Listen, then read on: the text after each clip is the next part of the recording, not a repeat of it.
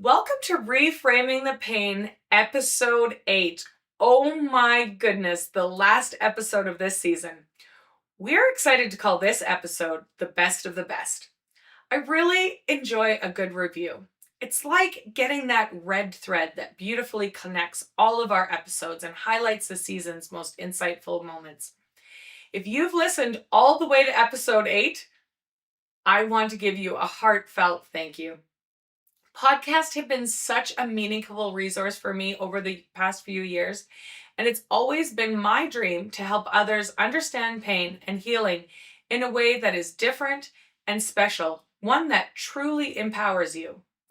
Remember, healing and understanding pain can be challenging, but you're not alone. I encourage everyone to seek help from professionals, explore different courses and books, and always fight for your peace and happiness. Thank you so much, your host, Heidi Klima. I think I kind of learned that I do things differently, and that's okay. I think differently, and that's okay. Some people are attracted to how I am and how I understand things, and some people aren't. And you know what I mean? So like, I've kind of learned to just be like, okay with being different. It's not a bad thing to be different, or it's not a bad thing to be misunderstood, which has pretty much devastated me my whole life when someone doesn't understand me, but it's okay because you can't be everything for everybody. When I have truly done my best to help people, and it's like these just like little moments of connection or little moments of impact when I talk to people about their muscles and what pain is, and I can see it's this amazing moment. It's like when, kind of like how you would describe the light bulb moment, but they're like, oh my goodness, that makes so much sense. Mm-hmm. And to see that moment on people's faces, it's almost like they come in panicked with their eyes tired, and it gives them this little burst of energy, just to know that they're going to be okay. And that to me is success. I really think success is connection for me, when I feel that connection with someone. The impact that people have made in our community is just mind-blowing sometimes.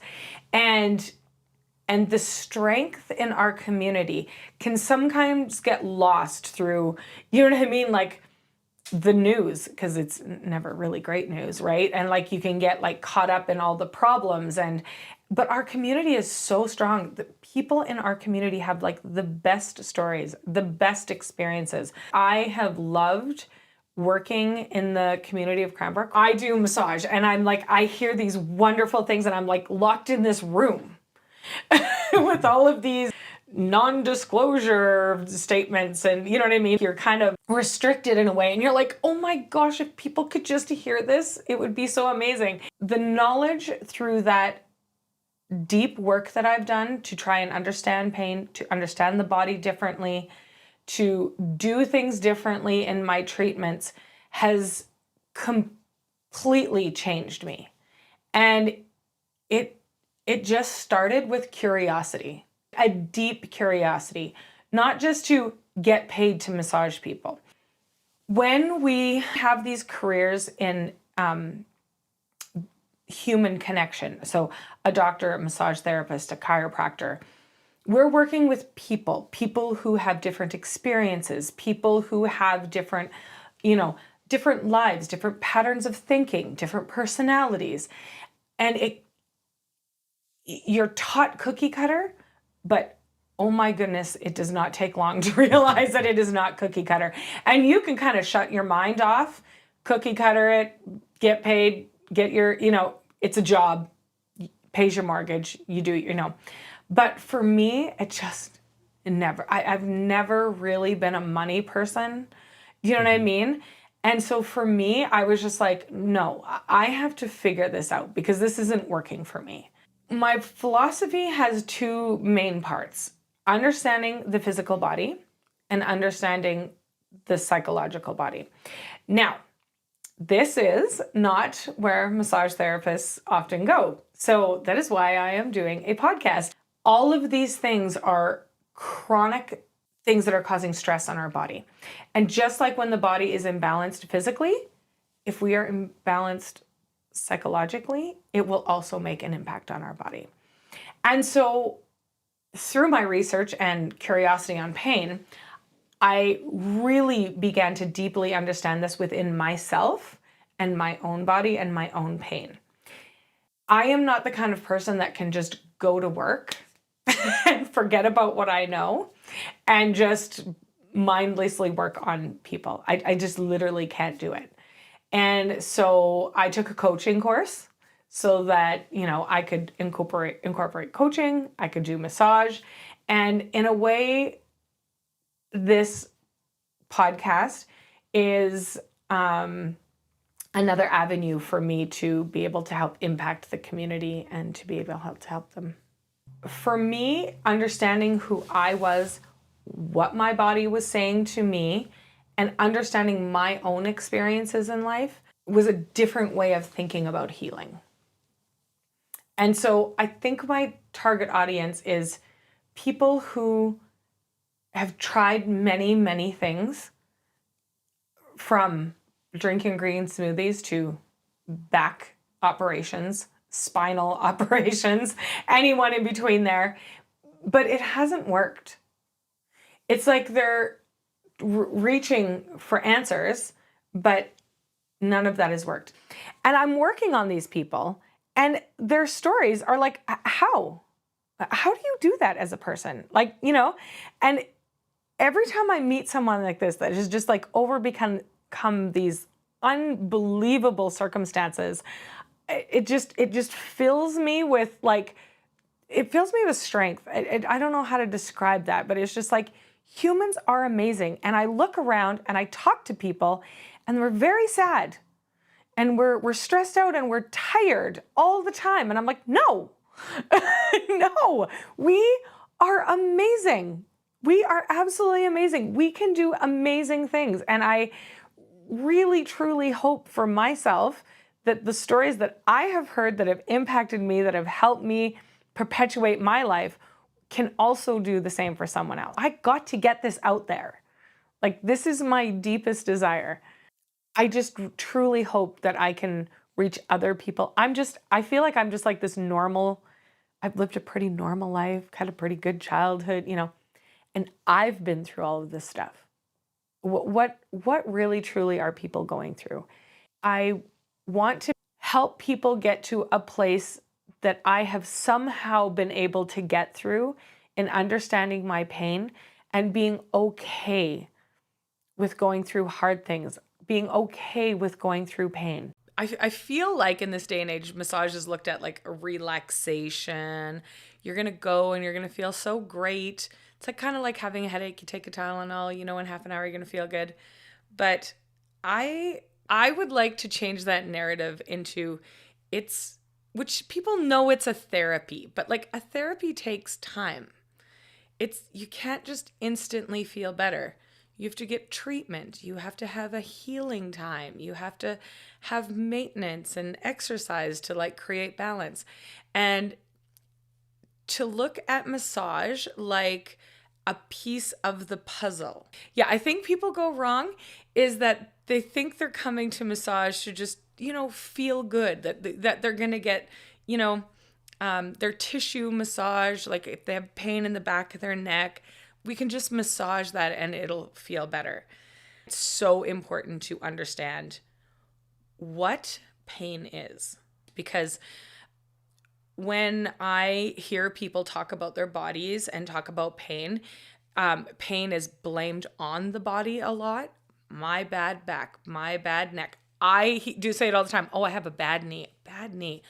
But when you understand pain in the way that it is a communication system that your body uses, just like I'm communicating to you in English to, or my client to educate them about muscles and how they work, it is your body's way of communicating. Our brain tends to focus on the negative, focusing on fear and what's wrong and, keeps us alive and keeps us alert and but when we look at it that way, when we have pain, the brain focuses on the negative. I don't know why, but it focuses on the negative. So it focuses on something that is weak in the body.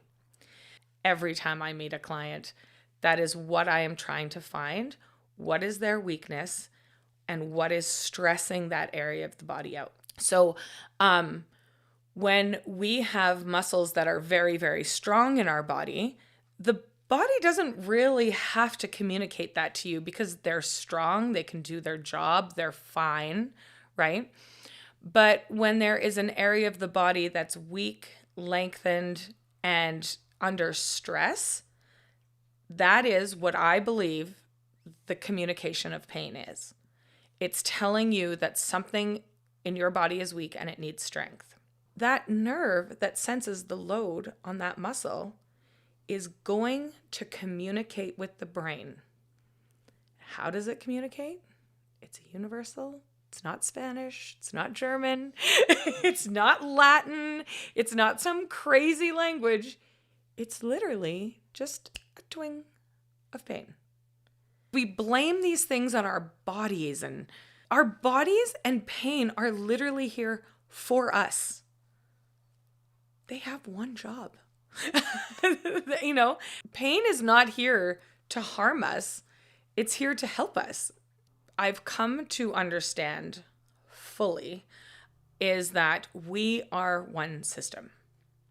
It is not our body and it's not our brain. So we always think like, oh man, I'm so stressed. And then, oh, I have a bad knee, or I have a stomach ache, or I'm just not feeling right, or I have a bad elbow, or, I have a tennis elbow. And then we think like, man, our brain is racing. And so we do tend to like think of psychological and physical things as two very different topics, but they are one topic. Our bodies are like cars. And so I like to say muscles and mindset are like, if you had your dream car, but you were like, you know what? Don't put an oil pan in it. I think it's going to mess up my car. That car would not run properly. Let's say you had the best oil pan and engine and you just took off one wheel. You cannot drive a car without, well, you can, but you won't get very far, right? So if we look at our bodies like a car, we need all the parts working simultaneously for the whole system to work properly, like our cars. Can we have an engine light on and still drive it for a while? Well, I will tell you with accuracy, you can. But the whole thing has to have all its parts. And so it's like our brains, our muscles, and our mindset. They work together as one.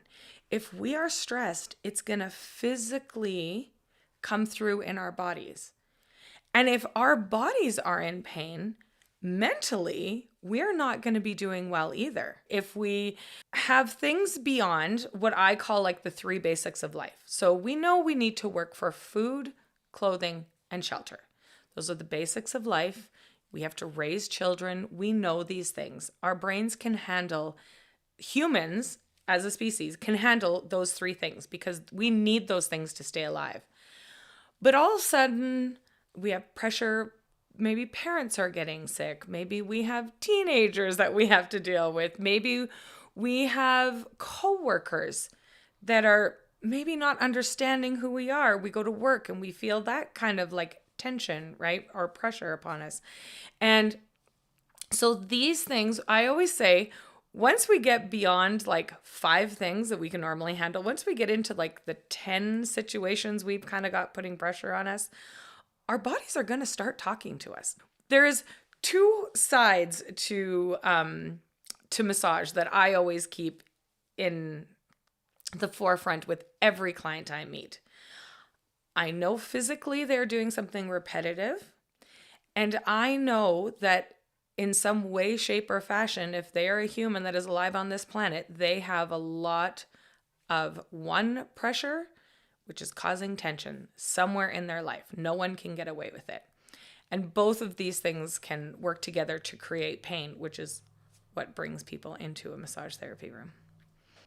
Pain can seem so unbearably terrible at the time, but there are ways that we can, even in the moments, reframe that and get ourselves over that hump.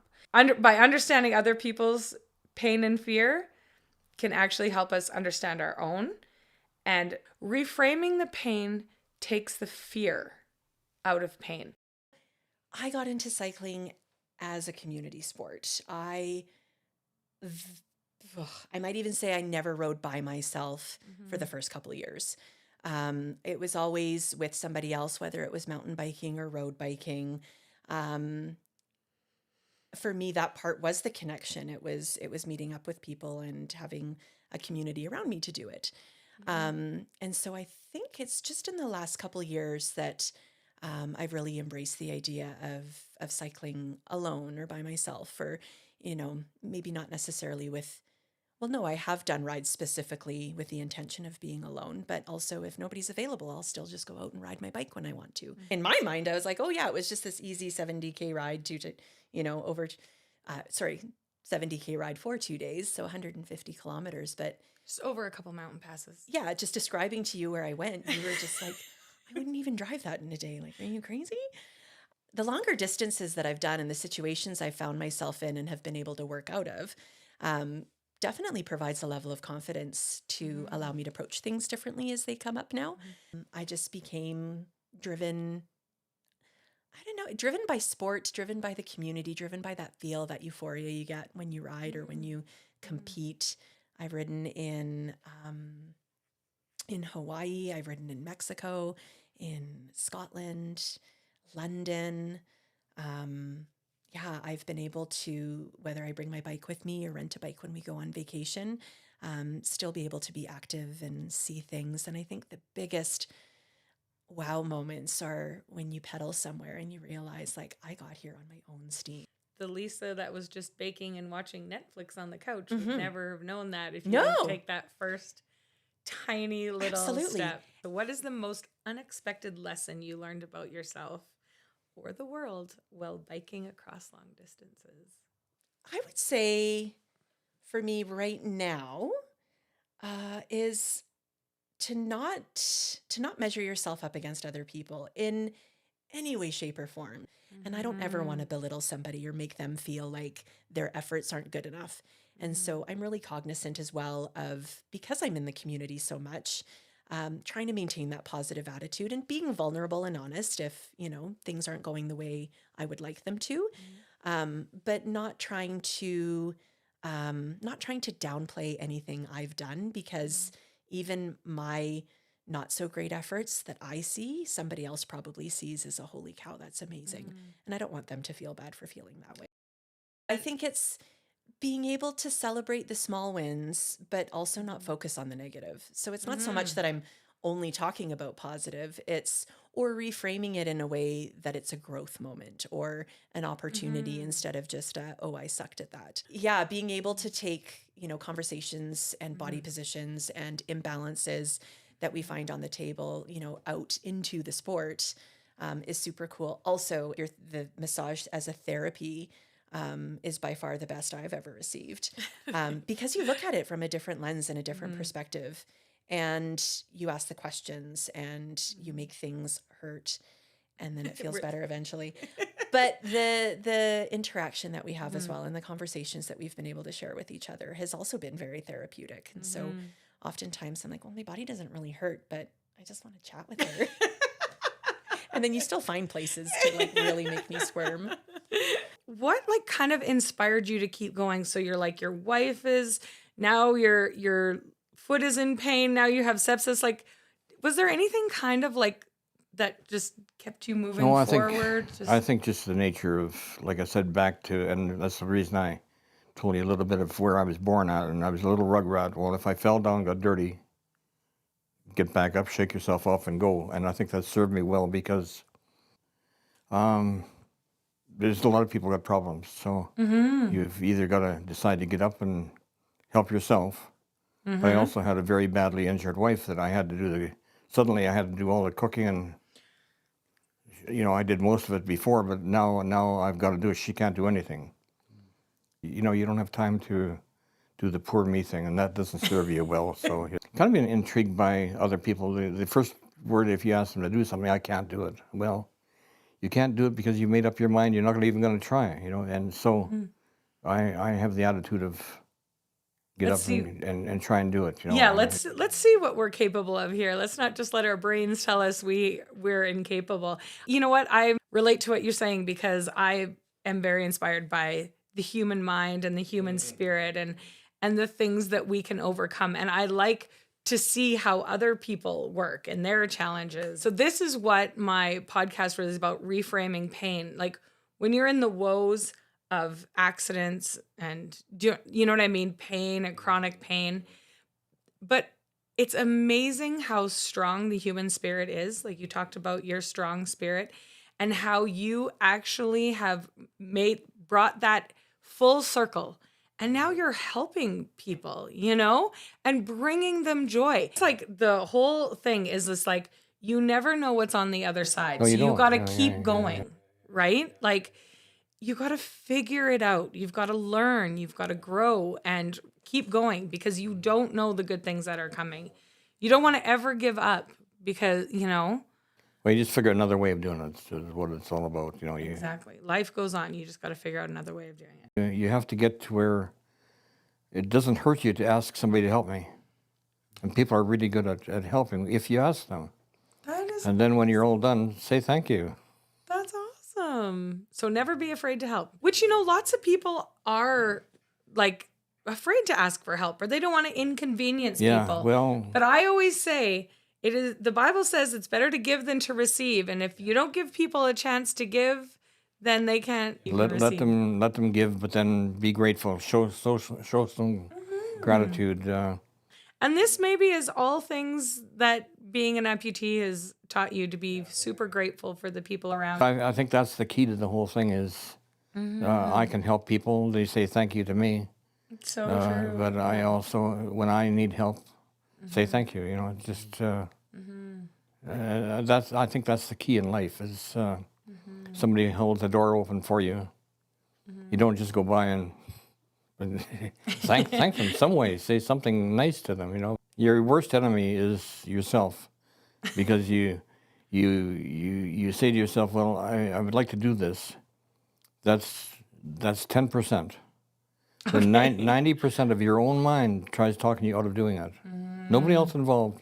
10% you make a decision to do something. 90% now you're going to talk yourself out of it. The best thing you can do, and I did it when I was on town council up north, not realizing in the future I'm going to be amputated. So I set up a subcommittee of 7 disabled people, and we toured the town through their eyes. Wow. We toured the whole town one evening through their eyes. This is actually really good because this is what, we have people in chronic pain and disabilities, even anxieties and fears. Like, what are we doing as communities to help these ones be able to navigate life with more ease? And how are we making other people's lives easier, especially people in pain?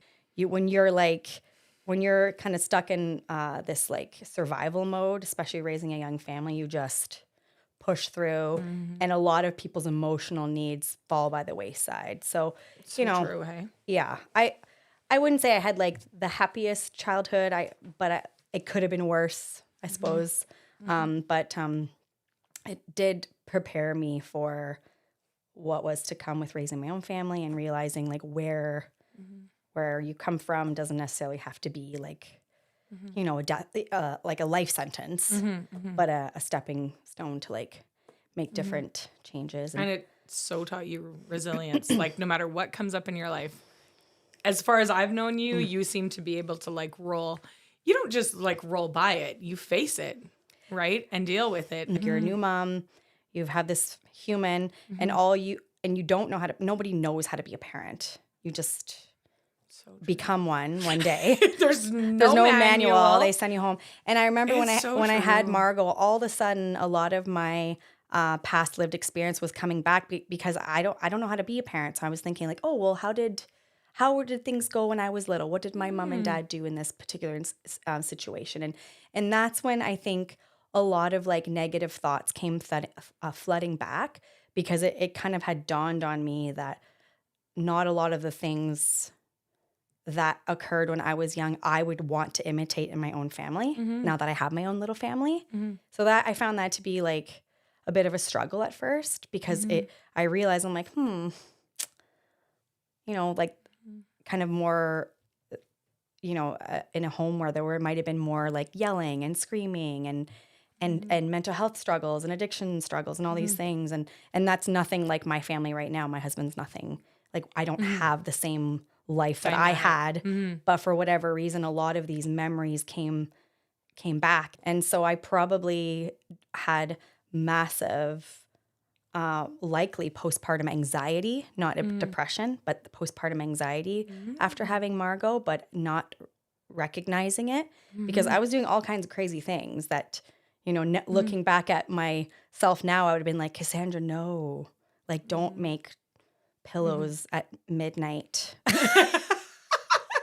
Don't. So, like I did a lot of like things like frantically to kind of keep going and keep pushing through.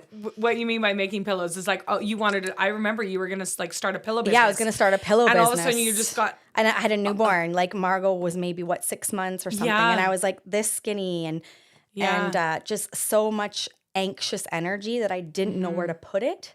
So I did a lot of strange things and being out in the community volunteering a lot, which at the time looked like a noble purpose, but in hindsight now was highly unhealthy. And there's like all these massive changes that you go through with your partner, and not a lot of people talk about postpartum depression in dads. So I would say Jeremy Jeremy had more of the people call it daddy blues, but it's depression. It's where things just massively change overnight and they have to find their new way. And those first few months, it's really all about mom and baby. And so we had a period where like that was a hard adjustment too, but eventually it got better, of course. Yeah. Now that I understand how anxiety can manifest in very physical symptoms, I look back now, I'm like, oh, that's what that was. So that is really good, because it's like, I always try to help people, like in the massage when you were talking, like help people connect like physical pain to the mind. We always think about like, oh, we have anxiety, and oh, we have stomach issues, and oh, we're anxious in our brain. Oh, we have a sore shoulder, but like not actually putting the whole body together. We're a unit. Yeah. Right? It's like if you are having anxiety, it is going to manifest in your body. I love to look at it like, well, that's why I do this podcast on pain, because it's like pain is communication. And it's like your body will physically manifest all this. It's like trying to talk to you, but it is. But you got to like get up the screaming next at you. day. You got to feed. You got to do this. You got to exercise. You got to be cool. You got to clean your car. You got to, you know what I mean? Like, and so we just keep going through it. But I think a lot of people, when they get to a point where like they have a major thing that erupts, like looking back, there were signs and clues all along. True. And I do see that very clearly now. And then the pandemic hit, and it was so jarring to my nervous system because it felt like the entire world just like shut down, and everything went from like this beautiful, safe, warm and cozy world to like whatever the heck that was, which we all remember. So true. Yeah. And so I remember that was like a really big thing that affected me deeply. And so I knew, I'm like, something's wrong. Like I knew something was wrong because all of a sudden I'm like having really terrible thoughts. And I picked up, and at that point it was like hard to see a doctor because you couldn't. And I remember I picked up the phone and I made a doctor's appointment. I said, I need some help. And I was able to get in right away. And a doctor essentially prescribed me my very first SSRI, never seen a psychiatrist before, never been on anything like this before. So that was a whole rigmarole too. But it was kind of like an emergency situation where it's like I needed something to help me. And it did get me over that period of time that was really difficult. And then they would do all these tests on me. Like I had the Holter monitor, the ECGs, and they did all the right things by doing all the tests based on the symptoms that I was giving. But looking back, there was nothing quote unquote wrong with me, but the anxiety of not understanding why I feel so sick and the fear of not understanding why I feel so sick propelled more of this feeling sick. So it just like fuels it. So the fear, the anxiety, the not knowing if things are ever going to be normal again with the pandemic, if it just feeds and then you feel worse and it just keeps going. And so when I met with that naturopath, it was funny because he didn't do or say anything earth-shattering. It was very simple. I remember he wrote out a little a prescription for me. And he was like, you need to take this much vitamin D every day. You need to take this much vitamin C. You need to drink 7 to 10 glasses of water. You need to get outside every day. And you need to do something that brings you joy. Like it was very basic. So what really helped was like consistent routine and consistent like predictable activities. So at that point I'd started reading a bunch about all kinds of things, and one of them was so basically what I did is I honed it down to the basics. Like I treated myself like I was a newborn baby. Oh, this is interesting. I did. And so I gave myself I created what was called sleep hygiene. Because I read about that. So that's where when you have a little baby, you remember bedtime routine. You give him a bath, you read a book, you change the diaper, give him a bottle, bed, right? So it's a consistent routine for your baby. And then eventually your baby learns, now it's like what's coming up next. And then they go to sleep. So I basically did that for myself. So what did that look like? So that looked like putting the kids to bed, whatever time that was. For Winnie, I think it was like 6:37, Margot 8. And then that's when I would put my phone away.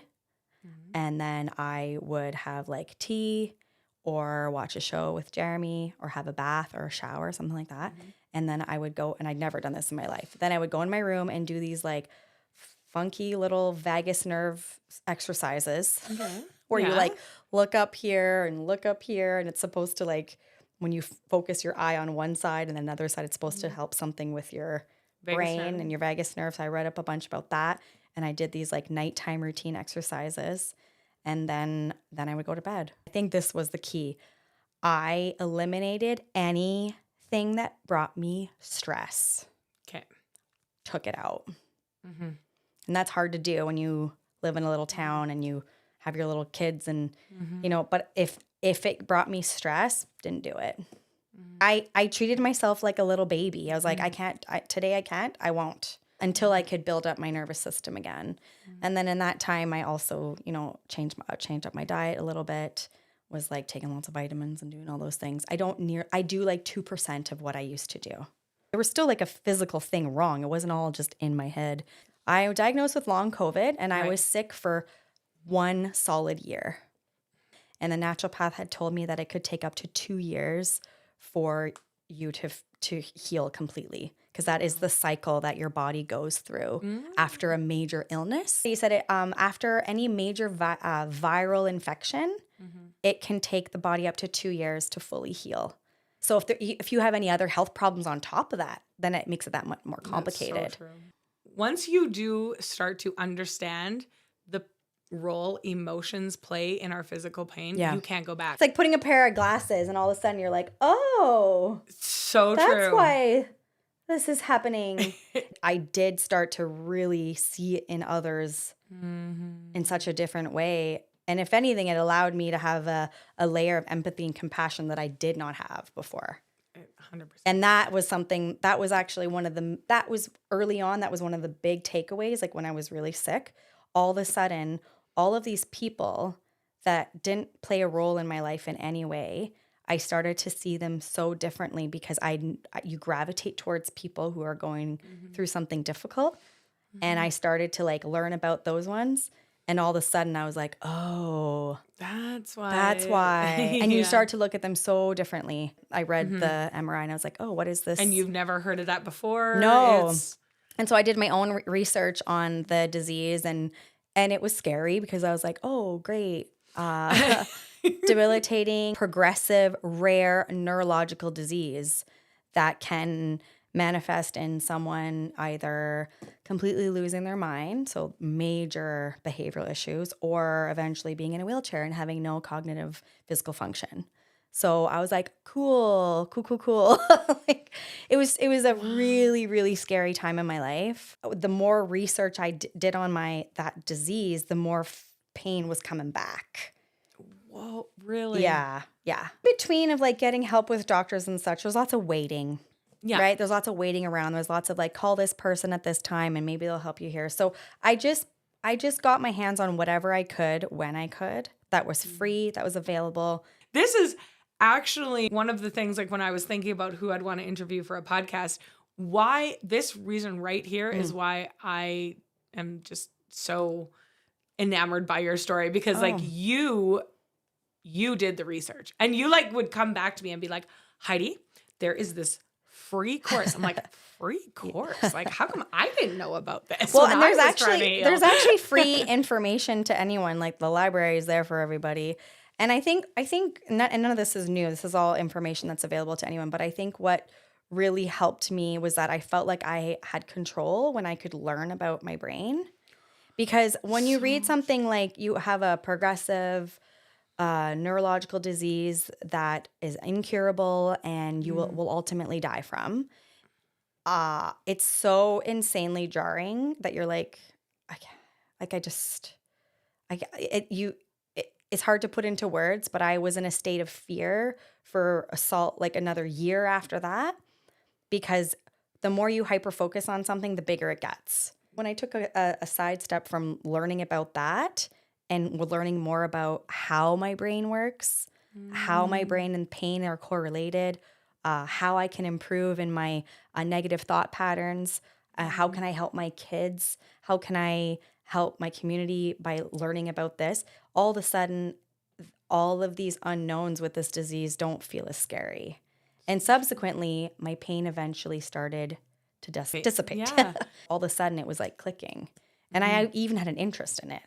Didn't feel like work, because when you're doing things to help improve yourself and your family, it didn't feel like work. So with your family physician, there's a program called Bounce Back. It's basically a self-derived, pretty much like cognitive behavioral therapy, but you do it on your own. And they give you little booklets and you do your little exercises on it. And I think every week you get a call back from a community worker, healthcare worker, and they call you and you go through it together. So it's not like psychotherapy or therapy in that way. It's all self driven and again, you have to put in the work. No one can do this for you. I was like, oh, there's this whole website called the Canadian Mental Health Association. Never heard of it. Which it's for all of Canada. And within the program, there's something called the Recovery College. It's all online. And this particular one was based out of Calgary. And because it was COVID and we were still not doing a lot of things in person at this point, I took advantage of the online courses. And they were basically group sessions with other people that you can sign up for. And they were all on Zoom, and you can have your camera on or not. And then someone from the Canadian Mental Health Association, like one of their workers, would basically manage the class. And it was just an opportunity to talk about different topics. So depending on which one you chose, that would be the theme of the they're called workshops, basically. So it was interesting because it was available to these people who need it. But as I started doing these, I was like, literally every human being needs this.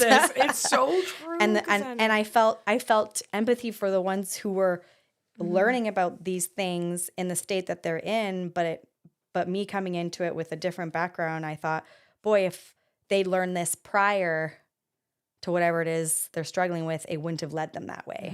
It's like prevention. It was totally prevention. Yeah. So I really loved that. And I became really passionate about it. And it was free. And it came with little worksheets that you could do on your own after, and little videos. And it was just a really, really good program. So there's just a lot of things like that. And they're just these little tweaks of like reshaping my thoughts in a just slightly different way that really helped. You put in work. You didn't have to pay for it, but you did it with your time. I did it with my time, but I also recognize that we all innately have that ability. You just kind of have to dig a little bit to do it. We all can, honestly. So true. And that's really what I learned throughout a lot of this process was that we all have the ability to do it. We were created that way. We're actually created to heal if we have enough time to do it in the right circumstances. So right now it's not ideal, but if you can create an environment for yourself where you can come out of it, you really can. I really believe that true growth only comes from being in pain. It's true. If we weren't, we would just tootle through life. And some can go through their lives like that for a considerable amount of time, but then something always happens at some point that you're gonna have to deal with. something. Yeah. In the early days of feeling really sick, is I kind of had this kind of mantra in my mind all the time is if you calm your brain, you calm your pain. And it worked every time. It really did. We need a t-shirt. Yeah, it really did. So if I calm awesome. down, and if there's certain things that calm your brain, it literally calms your pain. You can train your brain. So you can physically rewire your brain. So you can rewire your thinking patterns. And I worked really hard on honing in on negative thought patterns and negative thought loops and ruminating and hyperfixating on something that I know is going to cause me stress and anxiety. So I worked really hard on that. I still am always working on that. But our brains are plastic, essentially, and you can keep working at it and keep changing the way it thinks. So when you know something is working well for you and everyone's happy, just stick with it. And if it needs to change, then you change it. So I feel like I approach life differently, where if it's not working, there are ways to make things better. That's awesome. I don't know exactly what it is in the right there, but if you take a minute, there are ways. And I think I spent a lot of my life just like pushing through, not really thinking about it, and dealing with the problems after. But then creating a lot of the problems myself by not just like taking a minute and being like, what can we do here? I think I would just say don't give up and keep trying. I know that sounds so cliche, but it's true. And I have this another funny mantra that I like to say all the time is you stop, you die. If you stop trying, you fall apart. If you stop doing the things that make you feel good and healthy, you got to keep putting one foot in front of the other. Don't just be okay with feeling terrible. There are ways to get and feel better. And I think when people are in the throes of pain, whether that be physical pain or emotional pain, it's really hard to see past that. At the end of everything is I'm actually really grateful for this experience that I had, even the experience of feeling like garbage, because I know that as we get older and things are going to continue to happen, I'm really grateful I went through this experience because I look at pain differently. I look at possible illnesses differently. I look at, it doesn't feel like a death sentence to me anymore. At the time it really did, but now it doesn't.